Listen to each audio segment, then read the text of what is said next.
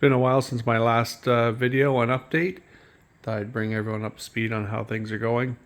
As I've mentioned, I don't have an action camera yet, so it's hard for me to do onboard videoing. Just have my phone, so not really safe or possible to video with that unless I have a passenger who's willing to video for me.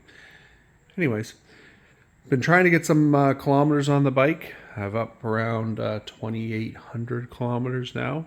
Been doing some 200-300 kilometer rides quite regularly. Had a 550 kilometer loop, and just thought I'd bring you up to speed on what's going on.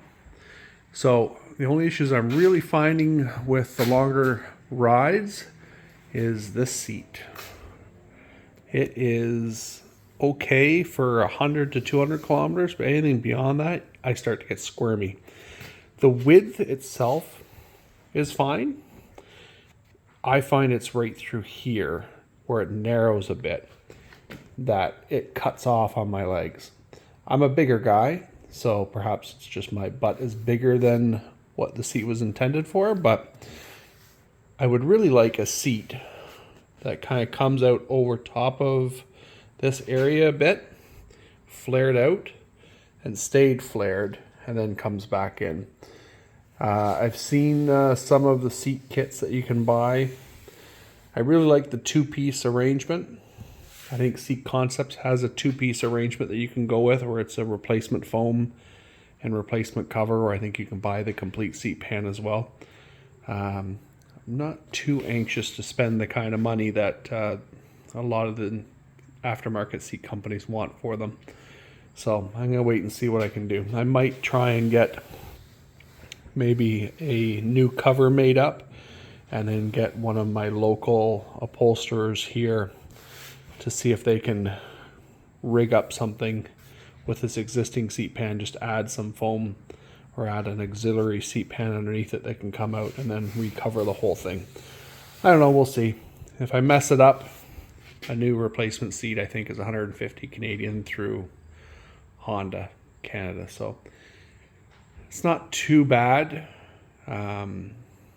Certainly better than $500-600 for the Seat Concepts kit, or $800 to $1,000 for a Corbin seat. So, and again, if you go Corbin, you're into a one-piece, and I think even the Seat Concepts ones are a one-piece, which I'm not too anxious to do. So, if there's anyone out there who has some feedback on things they've tried, I'd be more than willing to listen and maybe try something out.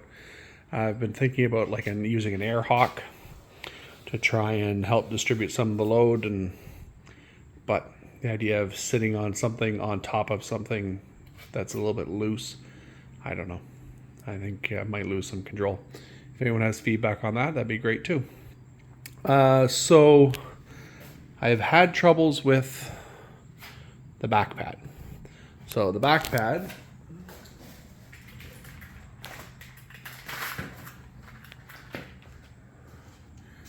it would sit here, all right, here.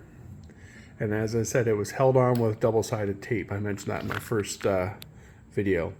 It fell off as soon as it got hot. As soon as the summer heat hit it, it came off. I tried applying a little bit more double-sided tape to it, and it fell off in my garage overnight. It just won't stay attached. I'm not too anxious to start drilling holes and bolting the thing on, so I've just been leaving it off and leaving here. Most of the motorcycle jackets that my passengers wear, my wife's jacket and my son's jacket, they both have padding, CE padding in the back, so I don't think it's really something they're missing. But if it becomes an issue, I'll try and find a way to rig it up and mount it. Again, I think I'd have to probably drill a bolt here and a bolt here and mount it firmly to the top case to get it stay there permanently, but not too anxious to do that. The dealer had suggested trying using Gorilla Tape or something like that, and that it would hold better than the standard double-sided tape or even this double-sided tape that I have. That's something worth trying. So I did have my first oopsie with the bike, and it wasn't because of riding. I had hurt my leg, and so I had the bike situated over there by my toolbox, and I knocked something on top of the toolbox, and a piece of threaded rod came down and smoked my tank. Minor, but I threw out a few curse words. Got a little scrub right here. It might not pick up in the lens very well, but a little mar in the paint right here, and a couple small chips. Was not happy about that one. Otherwise, the bike is darn near perfect. I am having a couple small wear areas that have popped up from getting on and off the bike, both me and my passenger. Scrubbing your heels on the seat. They left a couple marks on the seat cover. I don't really care. It's a wear item as far as I'm concerned. And then I think on this side as well, similar little wear mark here. That's from the buckles on my son's motocross boots as he gets on and off. I like to have him wear a pair of full size boots just for added protection. And yeah, the buckle has caught the seat cover once or twice, so leaving a little bit of a mark on there. The other issue I'm having with wear is here. The paint quality, or the whatever they use here for coating this part of the subframe, is not holding up well to wear and tear. You can see that the paint is scrubbing quite a bit. I think that's also from my son's boot getting on and off and when he's sitting there, but yeah, not too happy. So what I'm going to try and do, and I'll show the results of this once I'm done, is I'm going to wrap all this in hockey tape. And I think that'll provide a reasonable finish. It'll protect the metal and the existing paint that's there a little bit better, and it can always be replaced. So we'll see how that turns out.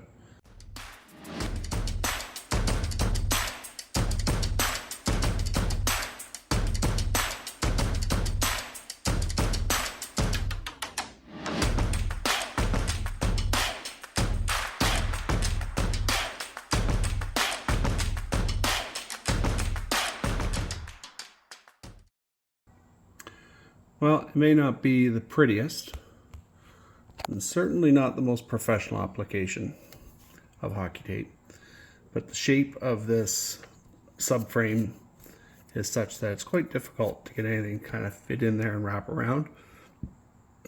I'm wondering how well it'll hold up. Time will tell. Another thing that may help, and a couple things we could try, I guess, the next time around if the hockey tape doesn't hold up very well, is skateboard grip tape. That stuff there, I think, will probably be quite hard on your boots and the inside of your pants if it's rubbing for very long, or possibly like an electrical shrink tape where you put a little bit of heat on it and it'll kind of suck in around the members and make it a little bit better bond. But for now, we'll try this. See how it holds up. Again, from 30 feet you'll never see it, but I think it'll help protect the paint in the long term. Looking at the exhaust side, and for whatever reason it's not getting nearly the same wear and tear and scratches on the paint, and I'm wondering if that's because this is opposite to the side where my son usually gets on and off the bike. And so it's not getting that friction from the boots as he gets on and off and twists his ankle as he gets on. So I think I'm going to leave this side for now, not apply anything. Also, with the heat of the exhaust, I'm not sure how well the tape will hold up, or if it'll leave a lot of residue on the steel afterwards. So I do have one little scratch mark at the top there. I'm not sure how that one occurred, but I'm gonna just leave it the way it is and run it. And if it starts to get some scratches or some wear marks, then I can always do something after that. But otherwise, the bike has been an absolute peach. I am looking at possibly going with a different windshield. I think Adventure Undone has done a review on the WPS Capanord wide and tall windshield. Tempted to try it. This one here does work very well for the central core of your body and up over your head. I find the wind hits you in the shoulders. Well, for me, I've got broader shoulders, but it certainly protects quite well for your head, your face, and as I said, your chest. But anything beyond that, out to the shoulders, you do get some draft and some wind pressure on your shoulders and arms. So I'm tempted to try it. I haven't looked at pricing yet of those WPS windscreens, but I suspect they're going to be rather expensive. One thing that I think he pointed out was that even with the windshield up, you have the same type of profile and you have the same opening here. And if that's the case, you're probably still going to get a wind blast coming through this area. I suspect Honda will come up with some sort of wind deflector or something that comes off the lower screen or comes off of this to provide that protection. Has not been seen yet. I think they had them for the other models and possibly the base model, but not for the adjustable screen with the new 24 fairing for the Adventure Sports model. But we shall see. She's filthy right now. A lot of bugs. We just went out this morning and yeah, a lot of bugs in our area here in Southern Ontario. But as I said, works very well. I've been tinkering with the user modes. I've got a user mode 1 and user mode 2 set up quite well for the way I ride. I'll show you those now.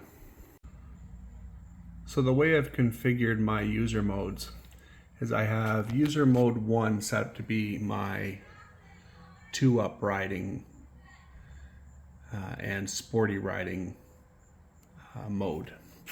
So you can see here I've got suspension set to hard, ABS on for the road. I've got minimized torque or torque braking or engine braking. Sorry, maximum traction control, minimum engine braking, and maximum power. So this is the least intrusive for the throttle, so the most amount of acceleration. Engine braking is reduced to a minimum when I'm riding 2-up, and then traction control is near maximum, suspension on hard. So for user 2, the way I have user 2 set up is I have it set up with soft, ABS road, maximum traction control, engine braking at medium, and then maximum power. And the reason why I've done that is when I'm riding by myself, user mode 2 is for solo riding. My road where I primarily ride back and forth to work is a little bit bumpy. There's a lot of tar snakes, a lot of expansion joints, and just some rough roads in general. Soft suspension is kind of nice for that. But I have tailored the suspension and adjusted the rebounding, compression, dampening, whatever else in these two modes to best suit these two modes. So I'll review the settings I have in the user modes, user 1, user 2, the way I have them set up. So go into settings, function, user modes. So user 1 is my 2-up riding mode and sporty riding mode. So you can see I have the intrusiveness of the power reduction or the throttle response. I have it minimized, so I get maximum throttle response. Engine braking, I have it minimized so that I get the least amount of engine braking. Overall suspension dampening I have set to hard. Front suspension dampening I have it set to the maximum setting as well. Rear suspension dampening I have it set to the maximum. ABS on road, preload. Now, here's where you can adjust how much actual preload you get when you have single rider with luggage, two riders with luggage. So you can adjust that bar graph there to get it set up the way you have it and how much we weigh and whatever else. So if you are a heavier person, you can have your single rider preload set to be quite high as a single person. You can max it out, and then rider with cargo and whatever. So what I've done is I've kind of picked a medium setting for solo rider. Preload with cargo, rider with cargo, sorry, I have it 16. Preload rider with passenger, I have it to 20. And then preload rider, passenger, and cargo, I have it maxed out at 24. So the reason why I've done that is usually when I'm riding two up, I'm a heavier person, I'm 260 pounds. My passenger is about 120 plus gear, and then I always ride with full luggage on the back. The luggage is usually pretty much empty, but I'm still kind of wanting a harsher or firmer ride when I'm riding with my passenger, or if I'm riding sporty. So that's why I have that one set up. So I go back out of here. On user 2, I have it set again. Power is the intrusiveness of the throttle response is minimized, so I have maximum power, maximum throttle response. Engine braking I have set to medium, so I get some engine braking to give you that feel from the engine, but I don't have it maximized. The reason why I've done that is I don't like the throttle snatchiness, the on-off throttle when the engine braking is maximum. I like a little bit of engine braking, but I don't like it to be really intrusive. So the medium setting I found is quite good for solo riding. I want that minimized when I have a passenger on the back, so that when I go to shift gears or I'm on off the throttle, I don't have him banging helmets with me. So solo riding, which is user 2, I have it set to medium for that reason. The overall suspension dampening, I have it set to soft as a solo rider, my user 2 setting. And then I have front suspension dampening adjusted to the medium. I have the rear suspension dampening set to medium. Now, you might ask, why don't I have those set to soft? I did have them set to soft initially, and I found the bike was excessively soft, and it so much so that it kind of pogoed a bit. So I found that the medium is a nice balance. It's not, really stiff, and it doesn't really bang over bumps, but it does provide a little bit of plushness when I'm riding solo and I'm trying to have a more comfortable ride back and forth to work or what have you. ABS, I have on-road. Preload, I have it kind of set to around same settings as what I did with the other one. I have 13 for just rider, 17 rider and cargo, 20 rider and passenger, and then preload maxed out for rider, passenger, and cargo. Again, same as the way I did for user 1. This seems to work quite well for me. I haven't had any complaints. I still play with it a little bit, and I think that everyone would have to play with it to best suit their own body weight, riding styles, roads you're riding on, etc. So that's what I have right now. I'm still tinkering with Android Auto. Occasionally it drops out. Cell coverage when I get up into the nice riding areas where I live kind of drops out and it's a little bit spotty, so I find that it will drop out. When I'm using my intercom system I have with my kid, I find when I switch back and forth between just using CarPlay or Android Auto and trying to talk to him on the intercom, sometimes Android Auto will drop out. And what happens, so if you see there rider information, whenever you switch, I don't have Android Auto hooked up right now, but whenever you switch between the rider information screen here and you switch with Android Auto using this button to toggle back and forth, I find that once I leave Android Auto and go back to this screen, it won't go back to Android Auto again. It's kind of a weird little thing, and I'm not sure if it's dropping out because of cell coverage or if it's dropping out because of the intercom and how I'm using it, or the type of intercom I'm using. I'm not sure. So right now I just haven't been playing with the intercom. I've just been using Android Auto by itself, and it works quite well. I listen to Sirius XM app on my phone and get some music going through the headphones, which is quite nice. And yeah, that's that. In terms of intercom system, what I am using are these XPG units I got off of Amazon. They were very, very cheap. I think they were $180 versus going with like a Sena or a Cardo, which were $300, $400, $500. So what this allows for is direct intercom with your passenger, or you can also link up with a Cardo or a Sena or whatever else with someone else on another bike. But I think it only works between two individual intercoms. You can't use it like a pack talk or anything like that and talk to a whole bunch of people. You can only talk between two individual devices. It comes with your speakers, come out in your head, in your helmet. It comes with two different microphones, a little tiny button unit like that. And then in my son's helmet, I've mounted the boom style. Not sure if you can see this or not. Sorry. So I gave him the boom style unit. I have it tucked in, and the reason why is he's got a little bit more room in his helmet to put the boom style in, and he didn't really have a good spot in his helmet to put the button style mounted in here. So there's nothing really to stick it to. He's got air vents there and everything. So I thought with the boom style, I could put it in there and it'd be fine for him. Mine, I didn't have the air vents right up front. It seemed to be nice wide open there. Oh, sorry, no light. Seemed to be fairly wide open. I had a spot to put the little button microphone, so it works well.